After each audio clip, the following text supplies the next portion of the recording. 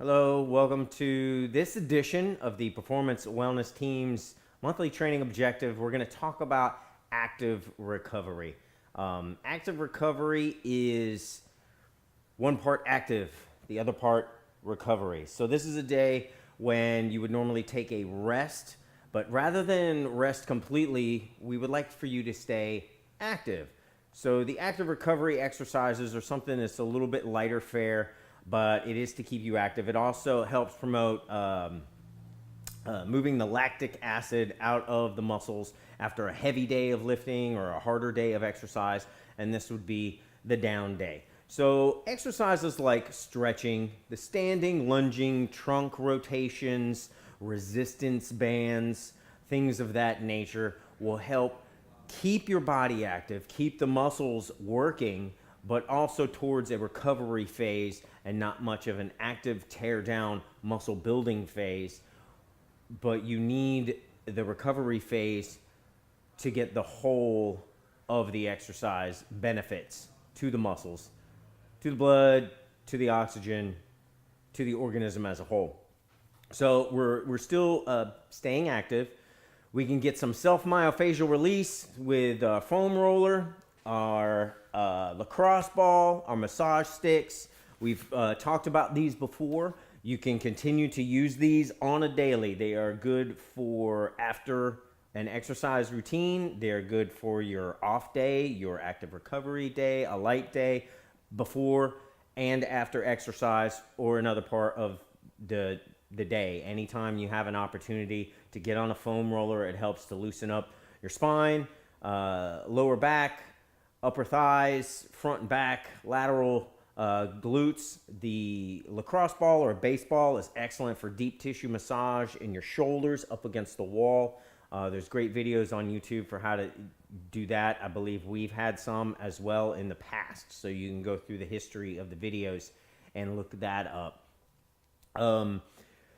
Swimming, if you have an opportunity to go to the beach or you have access to a pool, swimming is an excellent exercise to help work out that lactic acid, get some action going with the body that isn't necessarily a high stress or heavy lifting exercise, but is a great overall body exercise, good for cardio, good for removing lactic acid, giving the muscle stimulus that you need, flexibility. Sauna and massage, if you have the opportunity and you can afford to go and get a massage, they're excellent for rehabilitating the body and getting your recovery. Meditation, I highly recommend self-meditation. There's a lot of books, a lot of videos, things you can check out of the library if you like to get into that sort of thing. It helps with lowering high blood pressure and people that may struggle with that sort of thing. Meditation has proven to give a lot of benefits to being able to just mellow you out.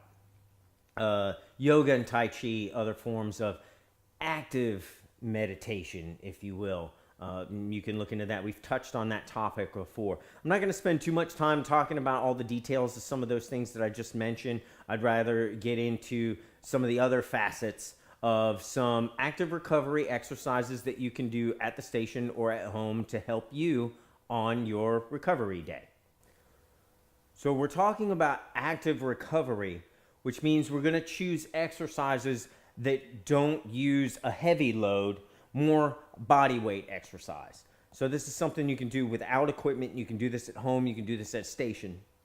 I'll demonstrate with a simple air squat. So it's the same as with a barbell, but you're just going to do it without any weights at all. This is just body weight air squat, and you're concentrating on proper technique, keeping your back straight, your body midline.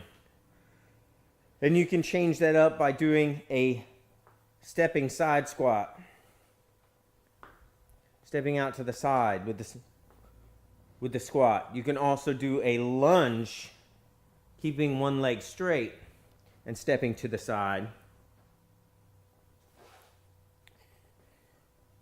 And activating the leg muscles with the side lunge. The skater hops. Hopping from one side to the other. Putting all your body weight on one leg. Wanting to keep your weight over the knee, over the toe. This takes a little more dexterity to perform this exercise properly.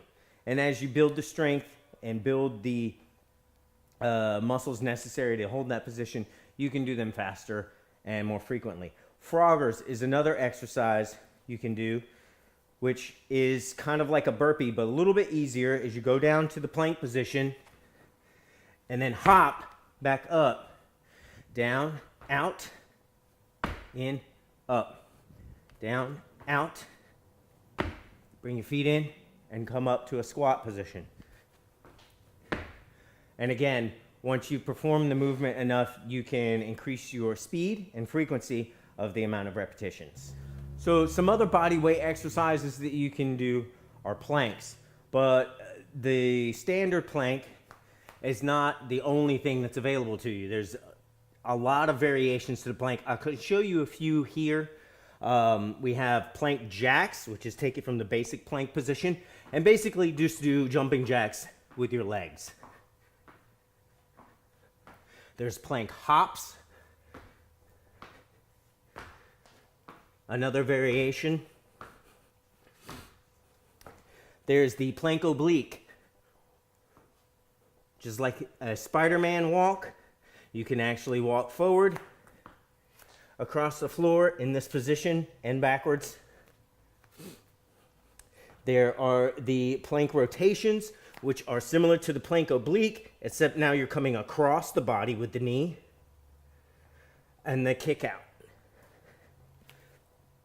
A little bit more auxiliary muscles needed for that. The bear, bring the feet in closer, keeping your back flat, your butt low, and you're crisscrossing, bringing the opposite hand to the knee.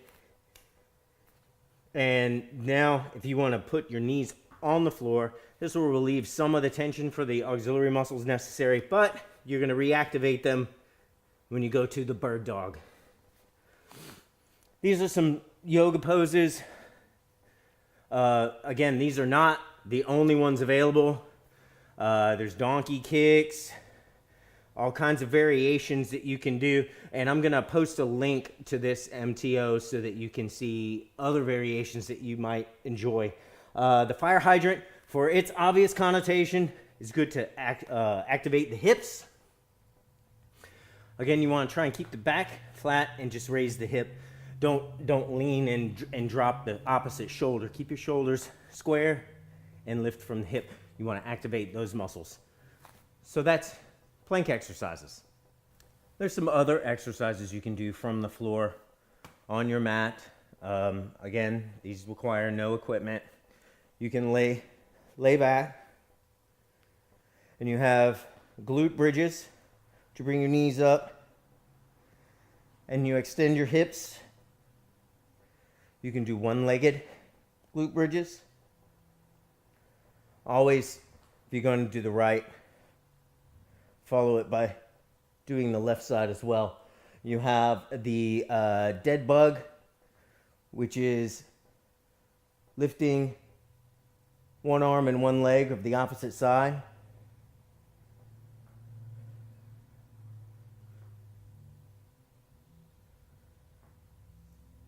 And the alternating knee to chest, which is also good for stretching.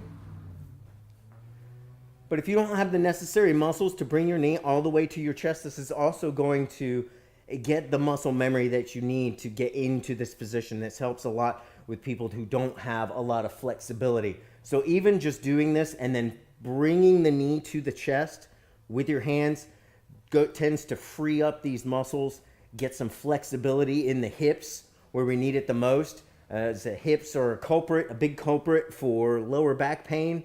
And you don't realize it's the muscles and tendons and ligaments in the hips that actually cause a lot of that stress in the lower back. So flexibility in the hips is always something that's beneficial if you can facilitate that. So knees to the chest in a laying position will keep you from having to keep your balance while you're doing the exercise. So you're laying flat and you're just bringing your knees to your chest. And if you continue to do this multiple times, you'll begin to feel the legs warm up, the muscles begin to loosen up. So that's some floor exercises for you. The treadmill, an excellent exercise or an excellent tool to use for recovery day. It can be used in a slow walk. You can increase the pitch to increase the intensity of your workout, but even from a slow walk, there's some variations we can use. And as you begin to become more familiar with these movements, then you can continue to increase the speed. From the slow walk, we can take it to a lunge, do a lunge walk. So a forward lunge, getting a stretch in the legs, facilitating some strength to be able to come back to a standing position, using the handrails to keep your balance, but will also give you a good exercise. From here, a slow walk to a side step, staying low to increase the intensity for thigh muscles, to a backwards pace, to the opposite side, then to a forward walk. Again, as you practice this movement multiple times, you can increase the speed.